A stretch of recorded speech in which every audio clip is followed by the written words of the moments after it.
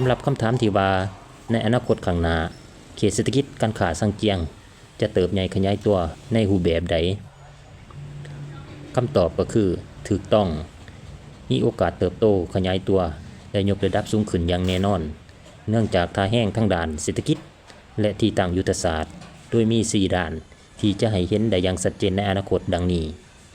ด้านโครงสร้างพื้นฐานของรางและระบบการเชื่อมจอดการสัญจรเป็นจุดตัดผ่านที่สำคัญเนื่องจากเขตซังเกียงและบริเวณที่ใกล้เคียงเป็นเส้นทางผ่านและเชื่อมต่อเครือข่ายคมนาคมของนครหลวงเวียงจันทน์รวมทั้งเส้นทางคมนาคมและการพัฒนาผังเมืองแบบใหม่การเดินทางมาสู่จุดนี้จะมีความสะดวกสบายยิ่งการขยายตัวของถนนหนทางและระบบการขนส่งการรองรับปริมาณการสัญจรที่จะหนาแน่นขึ้นเฮ็ดให้พื้นที่อ้อมรอบต้องมีการปรับปรุงผังเมืองและระบบระบายน้ำไฟฟ้าให้เป็นระบบที่มีความทันสมัยหลายขึ้นการหันเปลี่ยนสู่มหานครย่อยของชุมชนการค้าโมเดิร์นไชน่าทาวน์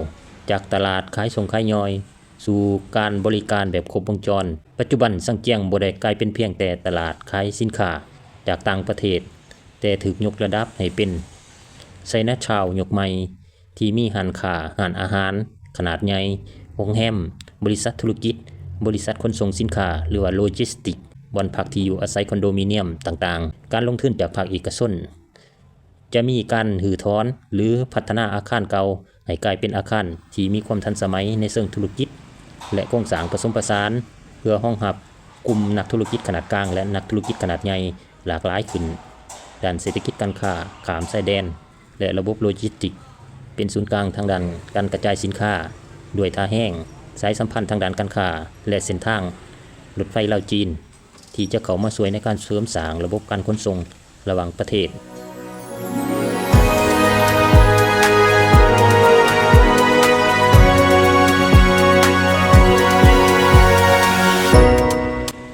เขตเศรษฐกิจซังเกียงยิ่งจะกลายเป็นจุดพักและศูนย์กลางของการกระจายสินค้าโลจิสติกฮับที่สำคัญในการส่งต่อสินค้าระหว่างประเทศเพื่อนบ้านและตลาดภายในประเทศการเติบโตของธุรกิจบริการเกี่ยวของ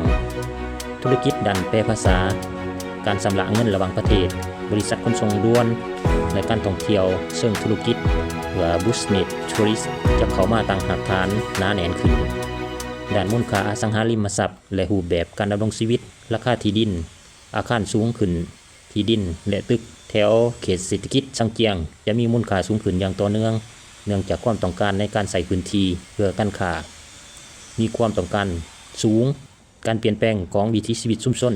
จะเห็นการผสมผสานกันระหว่างวัฒนธรรมท้องถิ่นและความเป็นสากลอย่างเด่นชัดกลุ่มนักลงทุนนักธุรกิจผู้ประกอบการและแรงงานต่างชาติจะเข้ามาใช้ชีวิตอยู่ในพื้นที่ดังกล่าวอย่างเป็นระบบระเบียบและมีความทันสมัยขึ้นสรุปแล้วพื้นที่ซังเกียงจะบ่เป็นเพียงแต่ตลาดขนส่งแบบดังเดิมอีกต่อไปแต่กำลังจะก้าวเข้าสู่เป็นย่านเศรษฐกิจสากลแบบเบสเลสที่ขับเคลื่อนด้วยการลงทุนเทคโนโลยีการค้าเครือข่ายการคมนาคมที่มีความทันสมัยในอนาคตไกลๆนี้